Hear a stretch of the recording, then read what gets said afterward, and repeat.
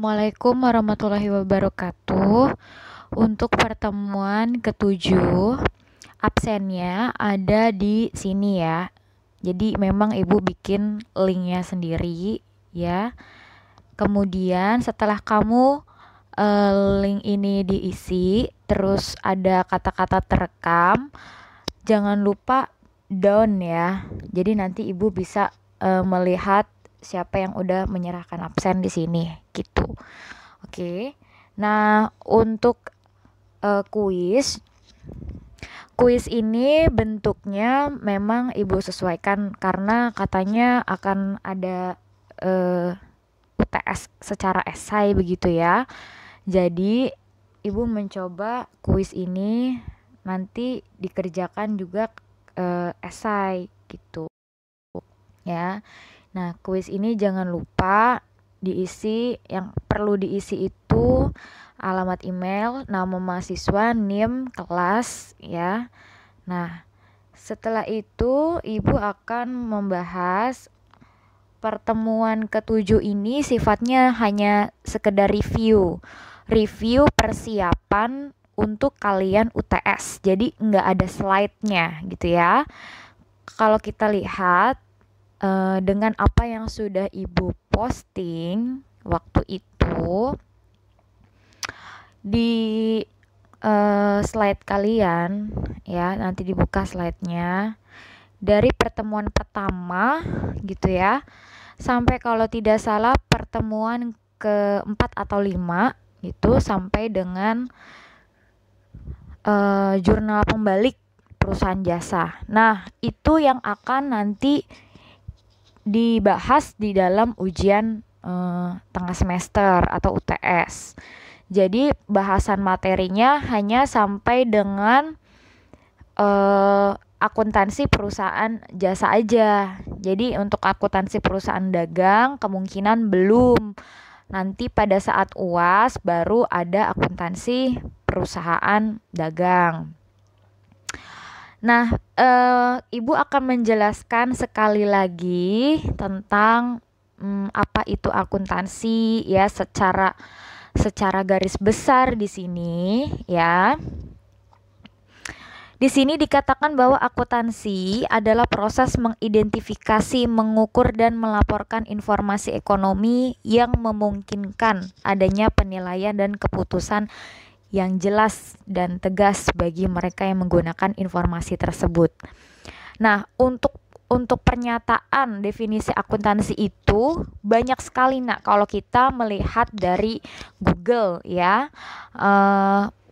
Ada yang berpendapat lain mungkin, tapi walaupun berbeda-beda gitu ya, berbeda-beda cara penyampaian di dalam definisi akuntansi, tapi merujuk pada hal yang sama, yaitu suatu proses. Jadi akuntansi itu adalah suatu prosesnya, ya. Sedangkan beda nih, sedangkan akuntan gitu ya, seorang akuntan itu orang yang menjalankan proses akuntansi. Jadi berbeda. Nah, untuk proses yang dimaksud di sini ya, yaitu proses mengidentifikasi ya. Apa yang harus diidentifikasi? Transaksinya. Jadi setiap kamu mendapatkan suatu transaksi, itu kamu harus identifikasi kira-kira transaksi ini maksudnya apa ya, gitu.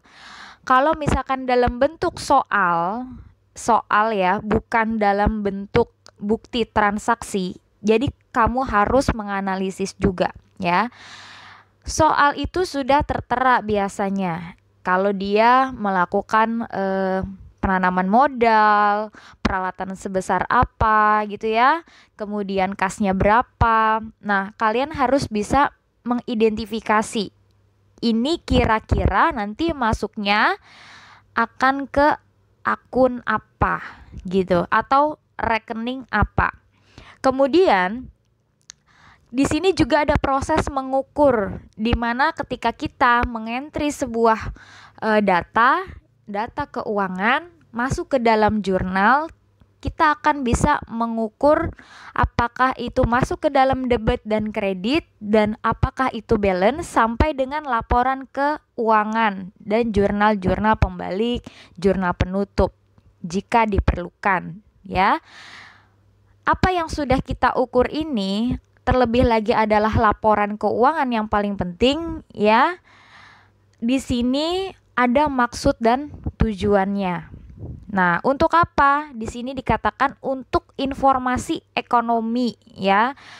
Karena one day akan banyak orang-orang yang membutuhkan informasi terkait dengan laporan keuangan perusahaan. Nah, dalam hal ini yang kita akan pelajari adalah perusahaan jasa untuk UTS, gitu ya. Nah, di sini juga dikatakan tujuan dan fungsinya.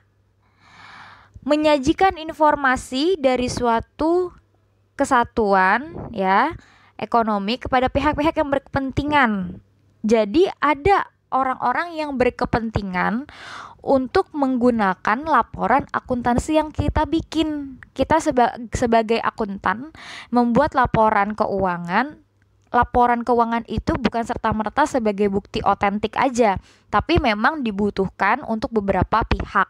Nah, yang pertama, siapa sih orang yang menggunakan atau pihak yang menggunakan informasi akuntansi, ya?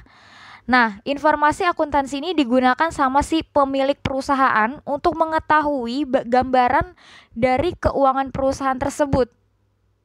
Karena basically segala jenis semua kegiatan, ya, yang dilakukan oleh perusahaan pasti tercatat di dalam akuntansi, gitu. Di dalam proses akuntansi pasti tercatat. Nah, si pemilik perusahaan ingin mengetahui bagaimana sih kondisi perusahaannya. Kalau kita lihat, misalkan, apakah neracanya seimbangkah, balance enggak antara pasifa dengan aktiva. Kalau balance, lebih banyak hutang kah, gitu, ya, lebih banyak di hutang atau memiliki modal sendiri. Nah, setelah itu ada juga perusahaan pemilik perusahaan yang membutuhkan laporan ini sebagai tolak ukur kerugian atau keuntungannya mereka, gitu ya. Oh, labanya bulan ini sekian. Oh, laba bulan ini sekian. Nah, itu menjadi nanti tolak ukur ke depannya nanti, ya. Kemudian untuk para karyawan, laporan informasi akuntansi juga dibutuhin sama para karyawannya. Karena mereka juga berhak mengetahui dong kondisi perusahaan mereka, apakah perusahaannya baik-baik aja, kondisinya bagaimana. Kalau misalkan memang perlu ada kemajuan, mari kita sama-sama memajukan perusahaan, ya, seperti itu. Pihak manajemen juga demikian. Kalau pihak manajemen biasanya, ya, seperti top manajemen ke atas, ya, menggunakan laporan keuangan ini sebagai bekal untuk menyusun suatu strategi biasanya. Kedepannya nanti 5 tahun mendatang perusahaan akan mau jadi apa, ya? Atau kalau membuat produk baru kah? Ya, jadi inovasi demikian, pencarian laba, gimana caranya strategi dalam bersaing, gitu ya, strategi bisnis, semua harus merujuk kepada laporan keuangannya. Kalau misalkan laporan keuangannya udah bagus, mau membuat step by step dari strategi juga lebih mudah. Tapi kalau misalkan laporan keuangannya rugi terus, untuk membuat suatu strategi ya harus sesuai dengan kelemahannya kita, begitu. Jadi laporan keuangan sangat berguna, ya, untuk informasi pihak manajemen. Nah, kemudian ada asosiasi dagang mungkin yang memang membutuhkan laporan keuangan kita, ya. Mungkin untuk menjalin suatu kerjasama kah, ya, atau ada hal yang membuat memang diperlukan, gitu. Kemudian kreditur juga gitu, ya. Orang yang memang memberikan kredit atau badan seperti bank, ya, atau suatu perusahaan yang memang dia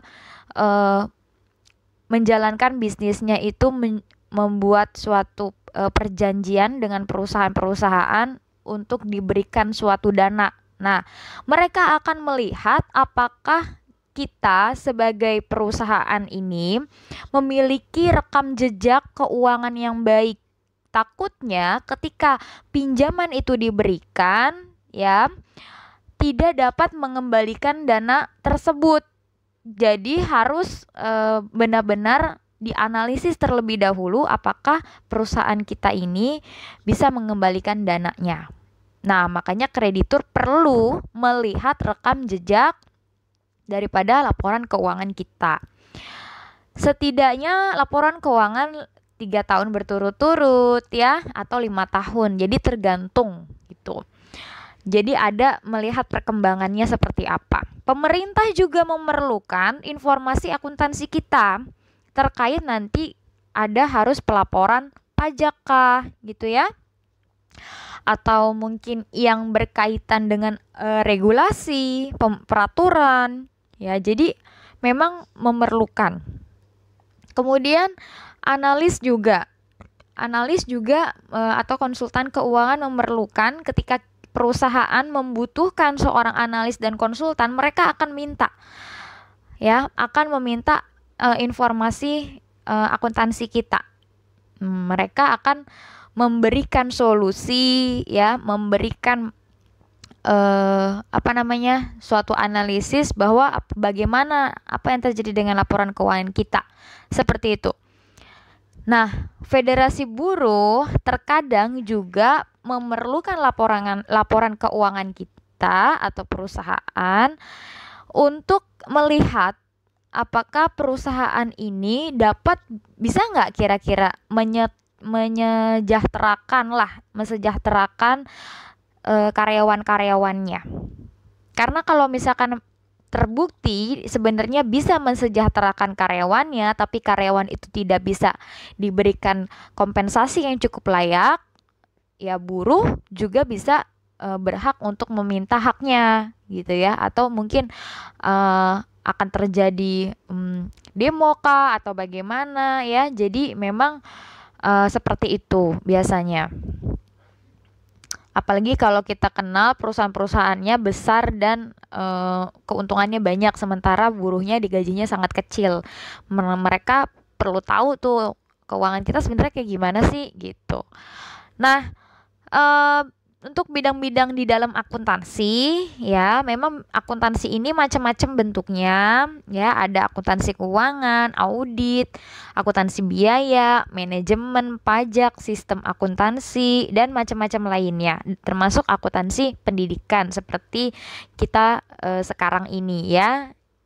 Kalau misalkan pada saat kita melaksanakan edukasi gitu ya, baik itu pembelajaran di dalam kelas maupun di luar kelas secara informal dengan sistem akuntansi, itu bidang akuntansi pendidikan.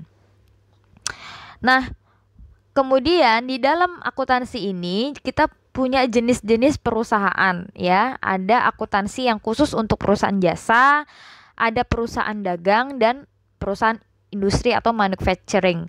Nah, ketiga perusahaan ini punya hal-hal yang berbeda gitu ya. Ketika kita melihat perusahaan jasa ya, perusahaan jasa hanya menjual servisnya aja atau pelayanan saja gitu ya. Kalau misalkan yang dijual adalah pelayanannya, maka dari itu tidak akan ada akun persediaan barang dagang ya. Nah, begitu juga di perusahaan dagang.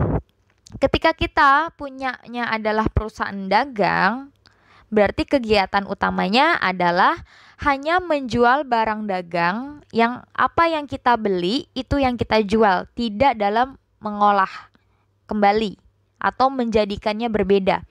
Kalau kita menjualnya bahan, yang kita jual adalah bahan, itulah perusahaan dagang. Tapi kalau yang kita beli adalah bahan, yang kita jual itu adalah sebuah pakaian, baik itu t-shirt, gamis maupun apapun lainnya, itu termasuk perusahaan industri ya. Jadi sangat berbeda. Kalau sudah dalam pengolahan, otomatis masuknya ke dalam perusahaan industri gitu. Nah, untuk konsep di dalam dasar akuntansi ya. Di sini nanti kita akan mengenal berkesinambungan ya. Di dalam akuntansi itu konsepnya berkesinambungan. Suatu kesatuan ekonomi diasumsikan akan terus melanjutkan usahanya dan tidak akan dibubarkan kecuali bila ada bukti dan sebaliknya. Ya, jadi nanti yang namanya akuntansi akan terus dilakukan proses tersebut ya. Kegiatan perusahaan akan terus dilanjutkan kecuali memang ada hal yang membuat perusahaan itu berhenti, baru kegiatannya berhenti dan proses akuntansi pun akan berhenti. Di dalam akuntansi juga kita akan mengenal yang namanya ada periode, gitu ya.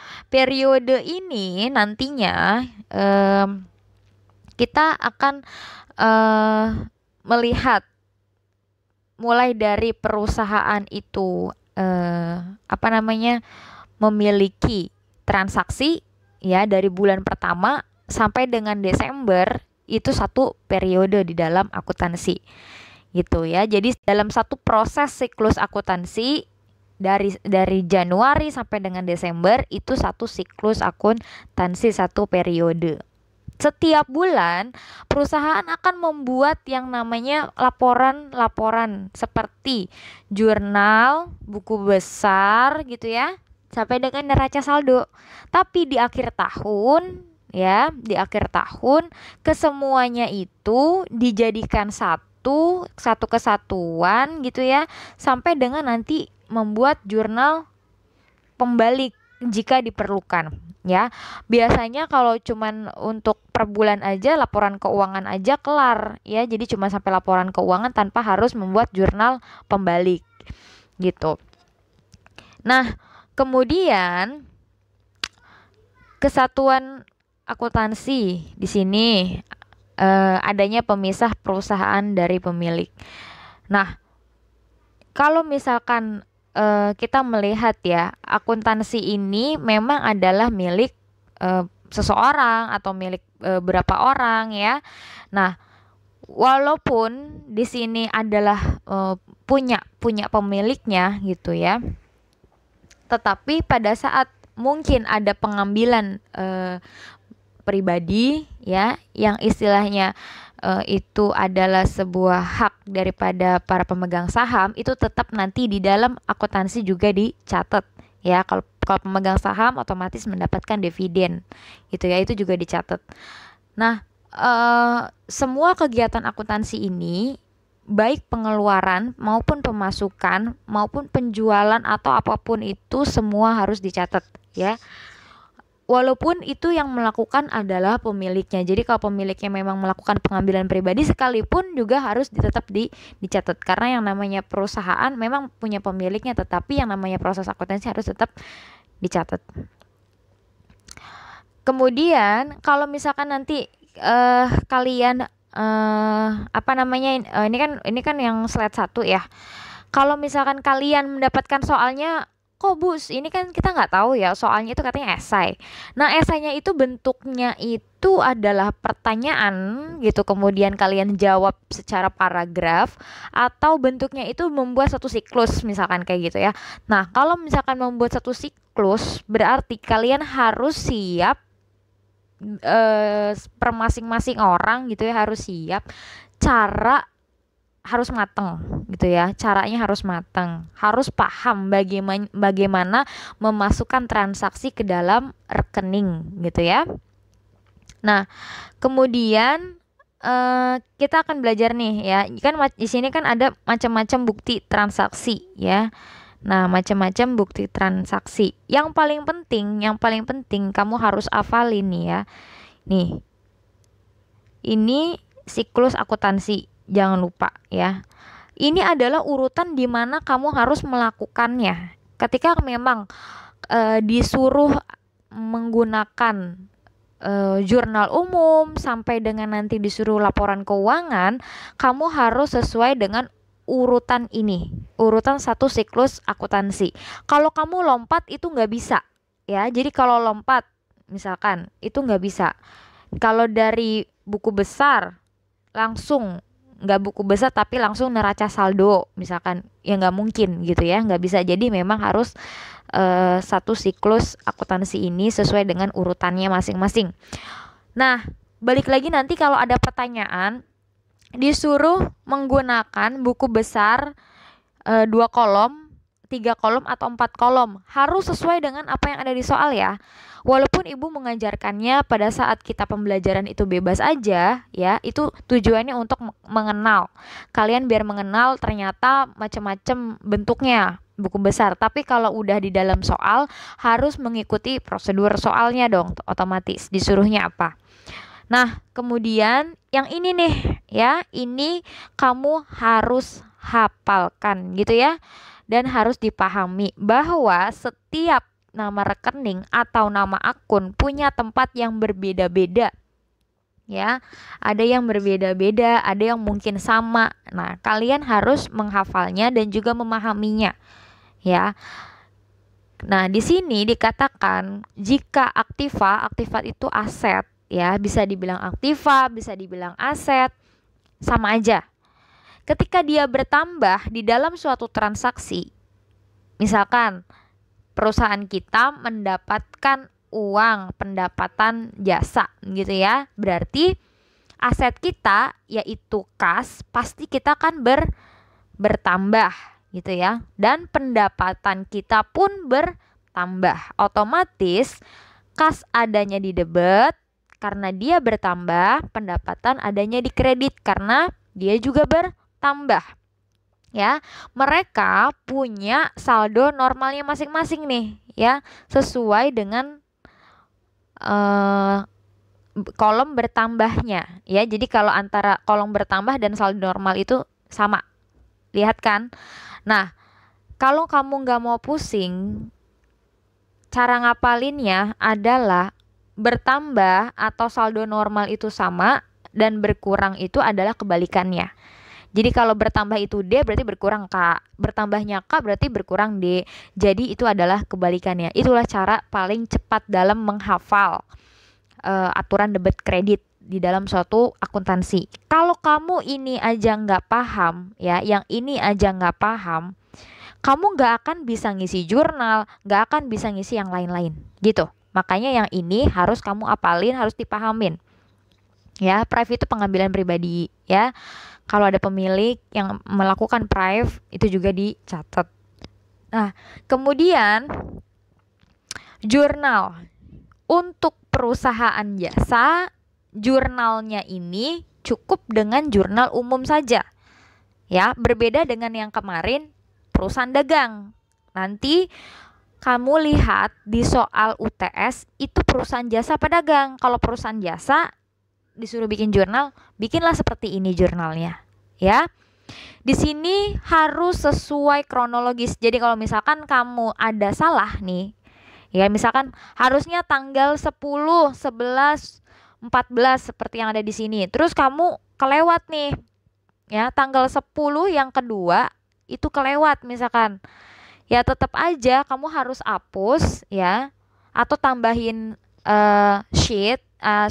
kolom gitu ya, kalau memang menggunakan laptop gitu. Tapi kalau menggunakan manual otomatis kan harus dihapus gitu ya. Jadi memang harus sesuai dengan kronologisnya, mulai tanggal paling muda sampai dengan tanggal paling tua, 30 atau 31 ya, disesuaikan. Nah, untuk buku besar ya, setelah kamu membuat jurnal kan ketahuan debit kredit gitu ya, dia masuknya ke debit atau masuknya kredit, dia bertambah atau berkurang itu kan udah ketahuan di jurnal, kamu analisis sendiri ya, masukkan ke dalam buku besar. Nah, menggolongkan buku besar ini harus sesuai dengan akun-akunnya. Jadi kamu harus melihat akun apa saja sih yang memang dibuka dan itu yang akan dibuat buku besar.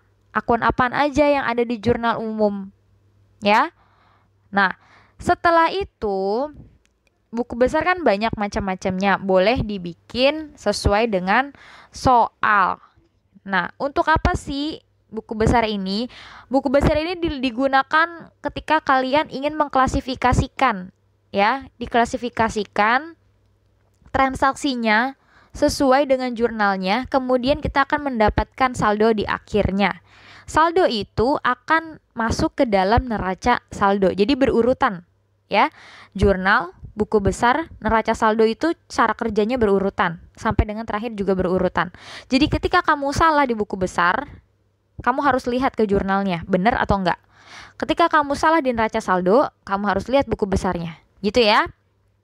Nah, setelah kita lihat neraca saldo kita ternyata enggak balance, gitu ya. Neraca saldo enggak balance, berarti kamu ada salah memasukkan. Salah memasukkan debit atau kredit. Nah, kamu cek di sini. Neraca saldo ini hanya memuat akun-akun, ya, akun-akun yang udah kamu bikin di buku besar, masukkan ke dalam neraca saldo. Nah, neraca saldo nanti akan terlihat apakah dia balance. Makanya nanti dilihat lagi balance atau enggak. Ketika kamu dapat soal yang bentuknya adalah seperti ini, gitu ya, adalah transaksi, otomatis kamu harus ngelihat balance atau enggak, baru berlanjut ke soal selanjutnya. Nah, ini yang pertemuan kedua, ya. Untuk pertemuan ketiga, ya, untuk yang pertemuan P3 nih, pertemuan ketiga tentang si AJP, ya. Di sini ada AJP, tentang AJP.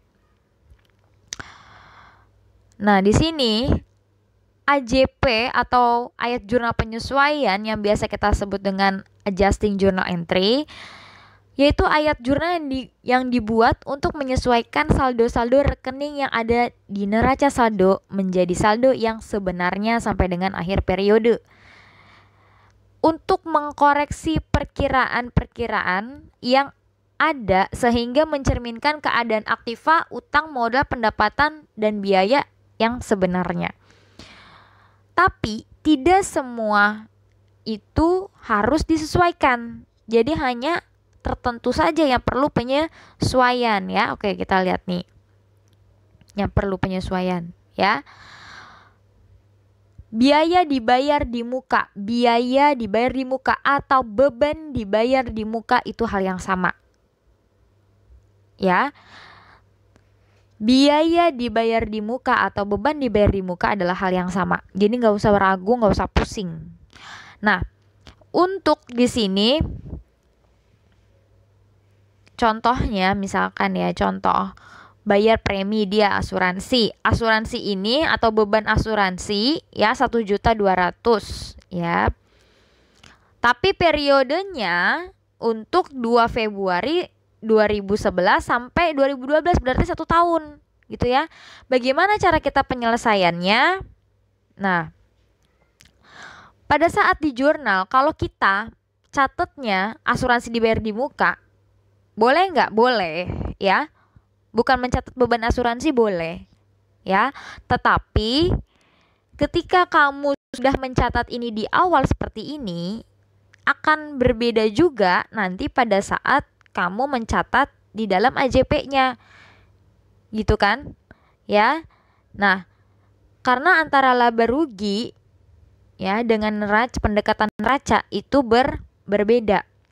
Jadi hati-hati, ketika kamu memang mencatatnya sebagai pendekatan neraca, kamu harus mencatat AJP di pendekatan neraca juga, gitu. Selanjutnya, neraca lajur. AJP dengan neraca lajur bisa dibuat secara berbarengan, tapi kalau misalkan kalian mungkin agak bingung, lebih baik menyelesaikan AJP terlebih dahulu, baru neraca lajur, ya. Nah, definisi neraca lajur di sini yaitu suatu kertas atau daftar yang digunakan untuk mencatat, menyesuaikan, dan menggolongkan semua rekening yang ada di neraca saldo dan dibuat pada saat perusahaan akan menyusun laporan keuangan. Nah, tujuannya ini mempermudah kita dalam kita menyusun laporan keuangan. Nah, kalau kita lihat di sini neraca lajur itu banyak sekali kolomnya gitu ya. Ada neraca saldo, AJP, neraca saldo disesuaikan, laba rugi, dan neraca gitu. Nah, kita harus menyesuaikan kolom-kolom ini ya, disesuaikan dengan apa yang tertera di situ. Kalau misalkan memang itu kolom neraca saldo, masukkan dari trial balance kalian atau neraca saldo kalian. Ya, tulis semua nama rekening yang sudah memang terbuka atau sudah ada transaksinya. Kemudian masukkan neraca saldonya, gitu ya. Berapa? Kalau memang sudah semua dimasukkan sampai dengan saldo paling akhir ketahuan debit kreditnya berapa, baru masukkan AJP. Ya, berurutan saja AJP masukkan. Hanya disalin juga sama. Ya, disalin dari AJP yang sudah kalian buat. Berarti tidak semua kan? Ya, tidak semua rekening atau tidak semua akun, hanya akun-akun tertentu yang tadi dibuat. Kemudian untuk neraca saldo disesuaikan itu adalah hasil selisih gitu atau penambahan dari neraca saldo dan AJP. Masukkan ke dalam neraca saldo disesuaikan gitu. Nah, neraca saldo disesuaikan ini tergantung tempatnya dia ada di mana nih gitu. Kalau misalkan debit itu kan ditambah ya. Jadi neraca saldo di debit, AJP di debit, berarti kan harus ditambah. Taruhlah di neraca saldo di debit juga karena saldo normalnya dia adanya di debit. Gitu ya, contoh. Kalau misalkan neraca saldonya ada di kredit ya, AJP-nya ada di kredit, berarti dia harus ditambah gitu. Kalau misalkan neraca saldonya di debit, AJP-nya ada di kredit, berarti dia harus dikurang, diselisih. Dan neraca saldo disesuaikan harus adalah nominal yang telah diselisih ditambah ya, disesuaikan dari neraca saldo dan si AJP. Gitu. Penempatan debit kredit harus disesuaikan juga dengan kondisi saldo normal masing-masing rekening. Gitu. Setelah kita mencatatnya itu sudah disesuaikan ya, kita akan membagi dua tempatnya lagi. Dimasukkan ke dalam kolom laba rugi atau dimasukkan ke dalam neraca. Yang terkait dengan pendapatan dan beban otomatis masuk ke laba rugi ya. Kemudian yang terkait dengan neraca seperti harta utang modal akan masuk ke dalam neraca. Setelah itu ya, kalian berarti telah melakukan neraca lajur. Sudah selesai neraca lajur. Nanti di paling bawah akan berapa besar labanya. Nah, kemudian kalau kita lihat lagi untuk yang kedua itu ada pendapatan diterima di muka. Jadi kamu melakukan usaha misalkan ya, jasa. Kalau ini kan bentuknya jasa. Nah, untuk perusahaan ataupun emang usahanya itu jasa, ketika kamu mendapatkan sebuah pendapatan diterima di muka, kamu belum menyerahkan servis pelayanan kamu gitu ya, atau layanan kamu untuk jangka waktu tersebut, tapi kamu sudah dibayar gitu. Nah, pendapatan diterima di muka.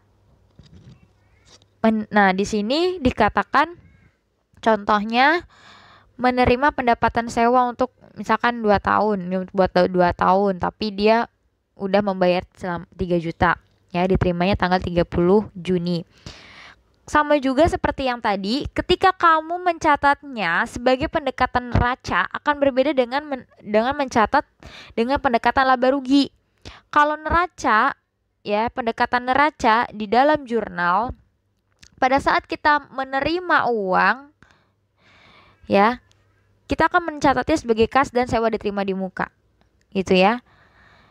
Bukan kas dengan pendapatan sewa.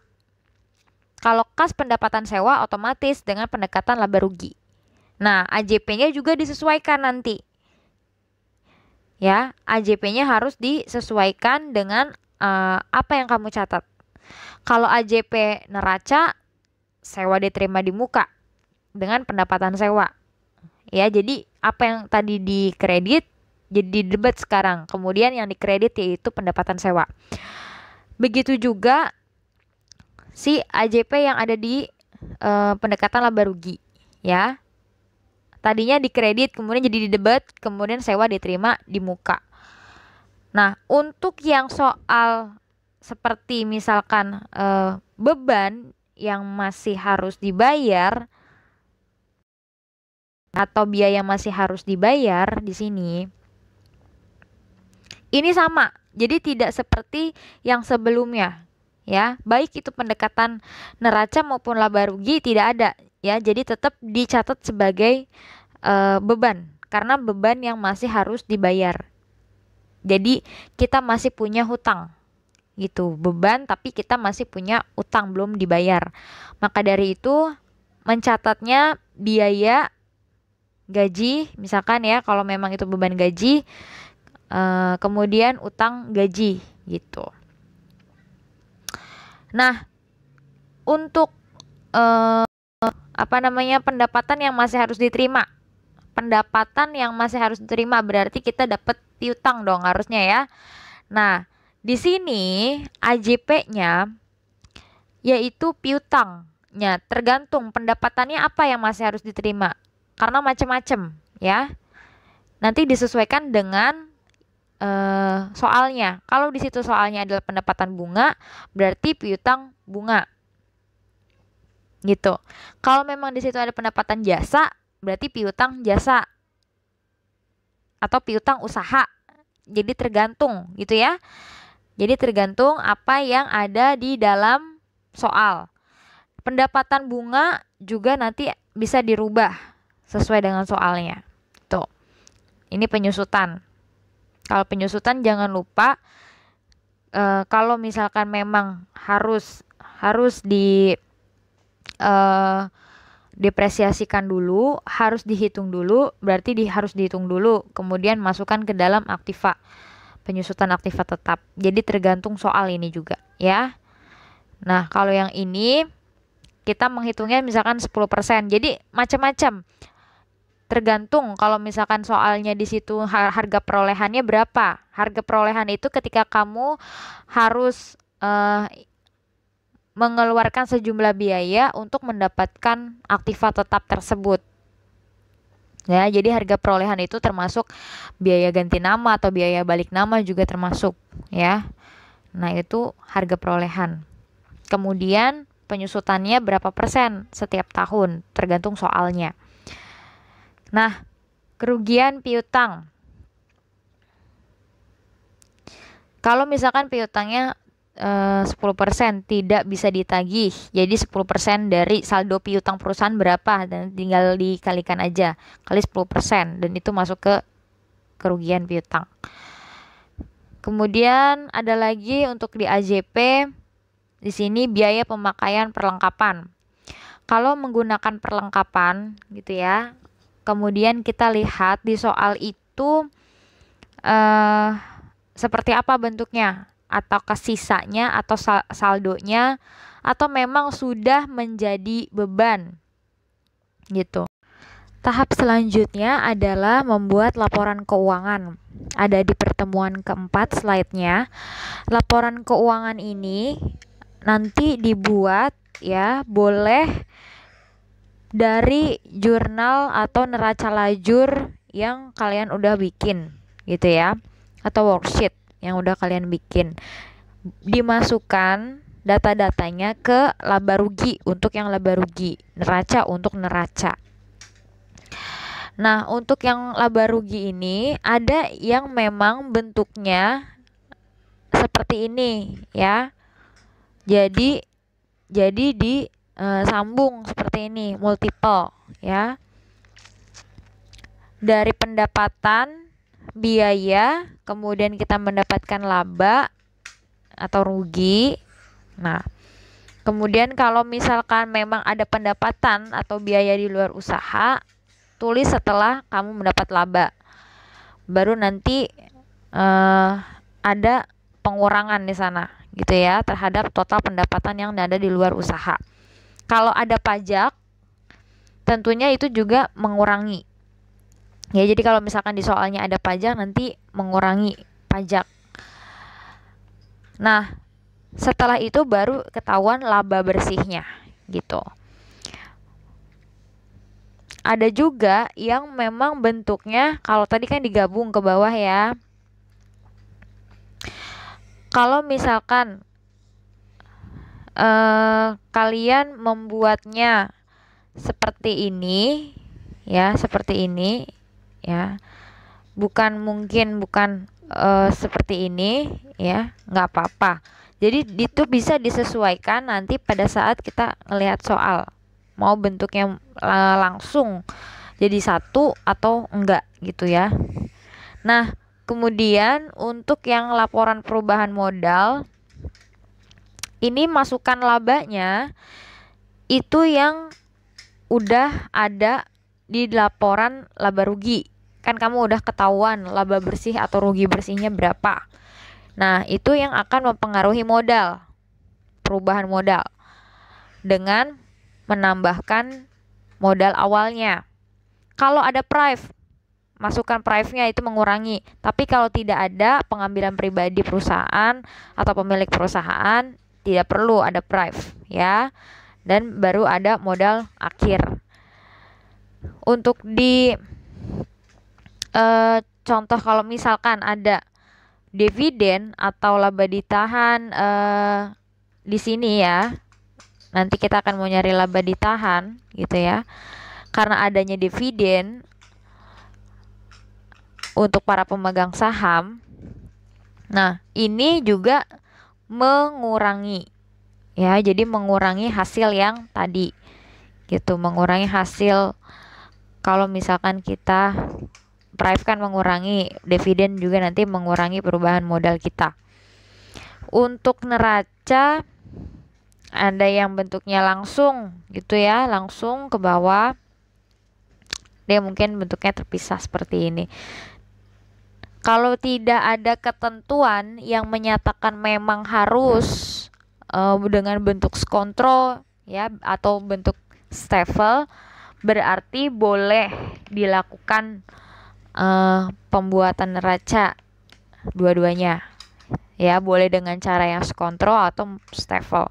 Jadi disesuaikan dengan soalnya dan kamu lebih menyukai yang mana. Tapi yang biasanya itu neraca untuk membandingkan antara aktiva pasifa, otomatis bentuknya adalah biasanya sih yang kayak gini gitu ya, skontro. Nah, kemudian jurnal penutup. Nah, jurnal penutup ini tidak semua akun ya, tidak semua akun, hanya akun-akun tertentu yang memang berkaitan dengan laba rugi gitu. Untuk kemarin pada saat latihan, yang lain bener nih pendapatan, ikhtisar laba rugi, ikhtisar laba rugi, beban gitu ya. Pada saat di modal, pada saat kalian membuat jurnal penutup modal ya, kamu harus melihat apakah dia memperoleh laba ataukah memperoleh rugi. Kalau memperoleh laba, otomatis ikhtisar labanya ada di debit ya, dan rugi adanya di kredit. Tapi kalau misalkan kamu laba gitu ya, udah ditaruh nih di debit kayak kemarin, terus kreditnya laba lagi, ya nggak bisa ya. Jadi harus salah satu yang laba dan modal gitu. Ikhtisar laba jika memang itu laba, kemudian modal ada di kredit. Nah, kemudian rugi adanya di kredit ya, modal adanya di debit. Itu jangan sampai lupa. Ketika kamu memang ada private di situ, berarti juga harus dicatat. Di soalnya ada private, berarti harus dicatat pengambilan pribadi ya. Nah, itu harus ditutup juga. Jadi modal dengan private. Untuk jurnal pembalik tidak semua ya, tidak semua harus dilakukan jurnal pembalik. Hanya akun-akun tertentu saja ya, seperti ini.